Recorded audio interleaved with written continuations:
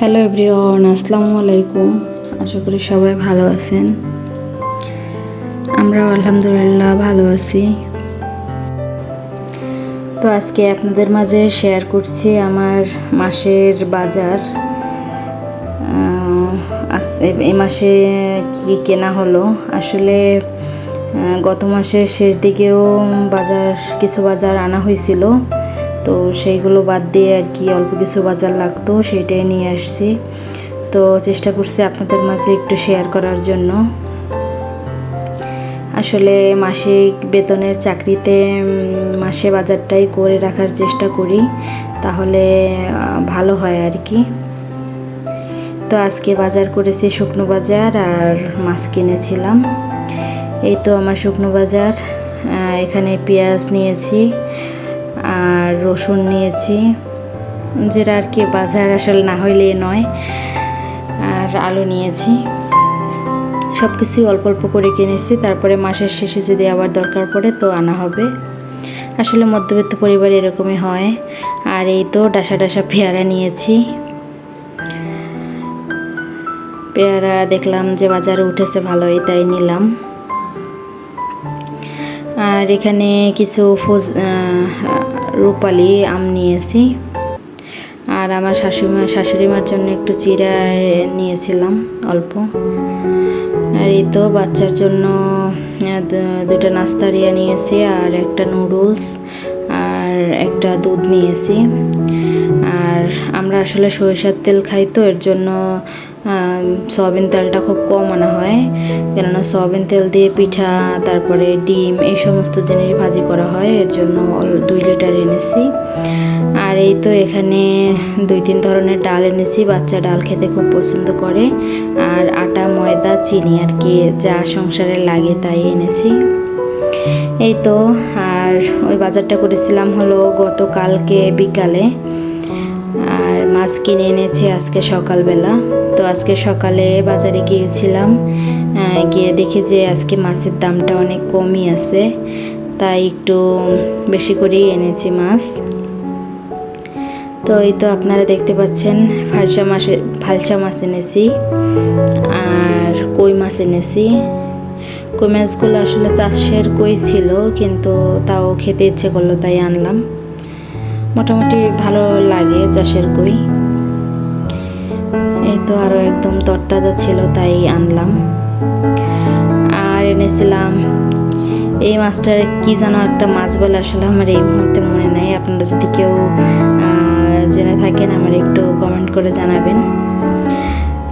তো আর এনেছিলাম ভুইসা মাছ আর কি, ছোটো মাছ। আজকে অনেক দিন পর ছোটো মাছটা পেলাম, আমার খুব পছন্দ ছোটো মাছ। তো এই তো ছোটো মাছ আনলাম। আর আমার হাজব্যান্ডের জাতীয় মাছ পাঙ্গাস মাছ, এটা তো না হইলেই নয়, প্রত্যেক মাসে পাঙ্গাস মাছ থাকেই, সে খুব পছন্দ করে। তো এই তো পাঙ্গাস মাছ নিয়ে এসেছে একটা। এখন মাছ টাছ তো অনেক নিয়ে আসলাম, কিন্তু এগুলো এখন করতে হবে, ঝামেলা অনেক। তো এই তো মাছ আজকে নিয়ে এসেছিলাম একদম সকাল সকাল, তাই সকাল সকাল করতেও বসে যাব, তারপরে তো আবার রান্না আছে। তো ভিডিওটি দেখতে থাকেন, আশা করি ভিডিওটি ভালো লাগবে।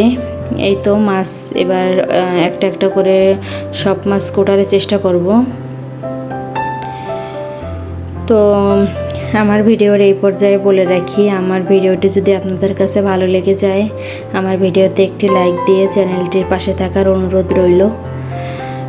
আর ভিডিওর যদি কোনো অংশ আপনার ভালো লাগে তো কমেন্টস করতে ভুলেন না।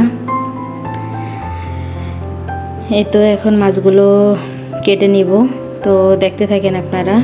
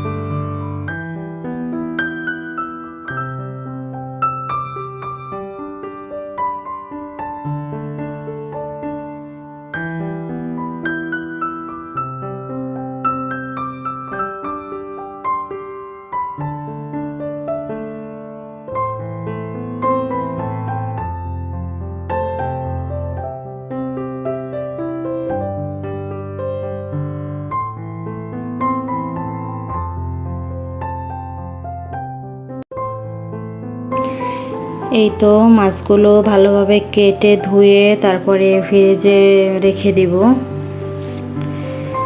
তো মাছগুলো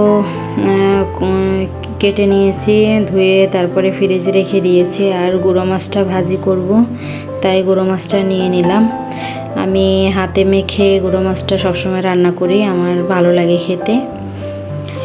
তো এই তো গুঁড়ো মাছটা ভাজি করব, আর একটু শক্ত শক্ত শক্ত করে ভাজি করলে আমার ভালো লাগে, তাই এভাবে হাতে মেখে তারপরে কিছু সময় রেখে দিই, তারপরে ভাজি করি। তো আজকে কাঁচা ঝাল দিয়ে ভাজি করব মাছটা। তো এই তো মশলাগুলো দিয়ে নিলাম। এবার ভালোভাবে মাখিয়ে রেখে দিব।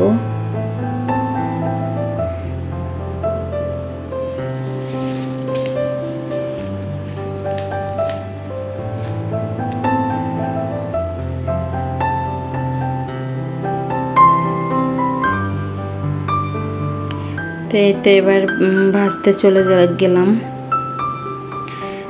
ভাজি করতে চলে আসলাম। এই তো মাছগুলো দিয়ে দিলাম। আসলে গুঁড়ো মাছে একটু তেল পেঁয়াজ একটু বেশি লাগে। তো এই তো মাছগুলো এবার ভালোভাবে ভেজে নিব। তো আজকের ভিডিওটি আর বড় করলাম না, আশা করি আমার ভিডিওটি আপনাদের কাছে ভালো লেগেছে। তো ভালো থাকবেন আপনারা সবাই, আর আমাদের জন্য দোয়া করবেন। এই তো আমার রান্না প্রায় শেষ হয়ে এসেছে।